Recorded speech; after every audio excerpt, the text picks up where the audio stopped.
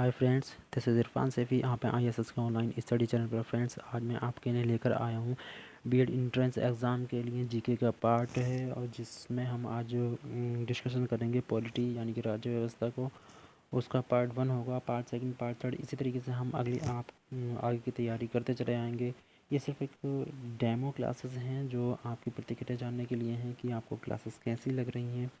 तो फ्रेंड्स, चलिए स्टार्ट करते हैं। उससे पहले हमारी वीडियो को लाइक कर दीजिए, चैनल को सब्सक्राइब करना ना भूलिए, और वीडियो में और आप दोस्तों में शेयर करना ना भूलिए। अपनी कमेंट और प्रतिक्रिया ज़रूर दीजिए। भारतीय संविधान सभा द्वारा निर्मित भारत का संविधान के पूर्व किसके द्वारा कई ऐसे अधिनियम चार्टर पारित किए गए थे जिन्हें भारतीय संविधान का आधार कहा जा सकता है? ब्रिटिश संसद।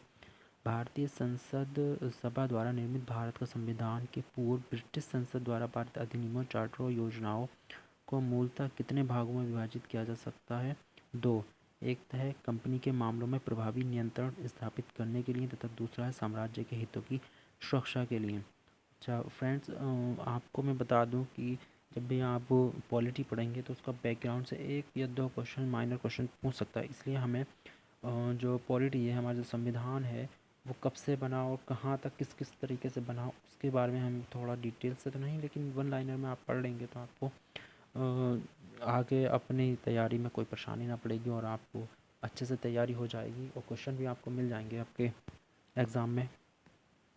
उसके बाद हम फिर आपके जो जितने भी एक्ट हैं या जितने भी अधिनियम और जितने भी आपके अनुसूचियाँ हैं, भाग हैं, वो सारे हम संविधान में पढ़ेंगे। लेकिन उससे पहले हम धीरे धीरे करके जो है पॉलिटिकल उस संविधान का बैकग्राउंड पढ़ते चलेंगे।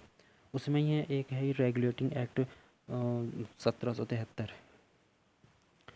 ईस्ट इंडिया कंपनी के कर्मचारियों में व्याप्त अनुशासनहीनता तथा स्वार्थपरक प्रवृत्ति के कारण कंपनी को हुई क्षति पर रिपोर्ट देने के लिए किसके द्वारा 1772 ईस्वी में गठित गुप्त संसदीय समिति के प्रतिवेदन पर 1773 में ब्रिटिश संसद द्वारा रेगुलेटिंग एक्ट पारित किया गया? तत्कालीन ब्रिटिश प्रधानमंत्री लॉर्ड नॉर्थ रेगुलेटिंग एक्ट को पारित करने का उद्देश्य सत्ता हस्तांतरण नहीं था। इस एक्ट का उद्देश्य क्या था? कंपनी की भारतीय सत्ता पर ब्रिटिश संसदीय नियंत्रण स्थापित करना। कौन सा अधिनियम ब्रिटिश संसद का प्रथम प्रयास था जिसके द्वारा इंग्लैंड में कंपनी विधान में निहित दोषों को दूर करके संसदीय नियंत्रण द्वारा भारत में प्रशासनिक सुधार करने का प्रयास किया गया? Regulating act 1773। रेगुलेटिंग एक्ट 1773 में मद्रास तथा बम्बई प्रेसिडेंसी को किस प्रेसिडेंसी के अधीन कर दिया गया? बंगाल प्रेसिडेंसी। रेगुलेटिंग एक्ट 1773 के तहत किस प्रेसिडेंसी के गवर्नर को मद्रास, बम्बई तथा बंगाल प्रेसिडेंसियों का गवर्नर जनरल बना दिया गया? बंगाल प्रेसिडेंसी। रेगुलेटिंग एक्ट 1773 के तहत प्रांतीय सरकारों पर किसे नियंत्रित करने का अधिकार प्रदान किया गया? Governor general.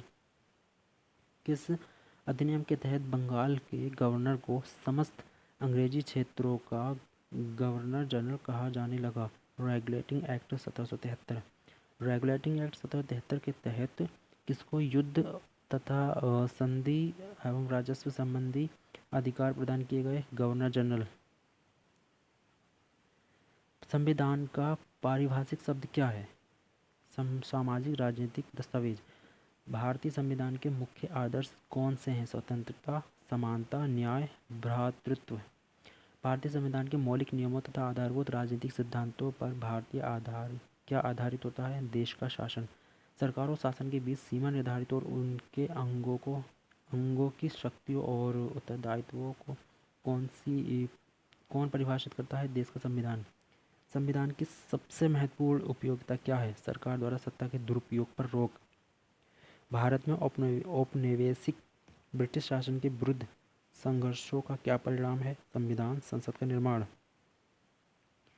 भारतीय संसद के निर्माण में ब्रिटिश महत्वपूर्ण भूमिका रही। भारतीय संविधान के निर्माण में किसकी महत्वपूर्ण भूमिका रही? ब्रिटिश सरकार द्वारा बनाए गए अधिनियम। संविधान निर्माण के लिए गठित प्रतिनिधि सभा को क्या कहा गया? संविधान सभा। संप्रभुता संपन्न लोकतांत्रिक राष्ट्र के संविधान की रचना किसके द्वारा होती है? जनता के प्रतिनिधि निकाय। 1919 के अधिनियम के विरोध के रूप में क्या मांग की गई? संविधान सभा। भारतीय संविधान भारतीयों की इच्छानुसार ही होगा, किसने कहा? महात्मा गांधी। किस सर्वदलीय सम्मेलन में संविधान सभा की मांग की गई थी? फरवरी 1923, दिल्ली। किस सम्मेलन में कॉमनवेल्थ ऑफ इंडिया बिल का प्रारूप रखा गया था? 24 अप्रैल 1923। 24 अप्रैल 1923 के सम्मेलन की अध्यक्षता किसने की थी? सर तेज बहादुर सप्रू।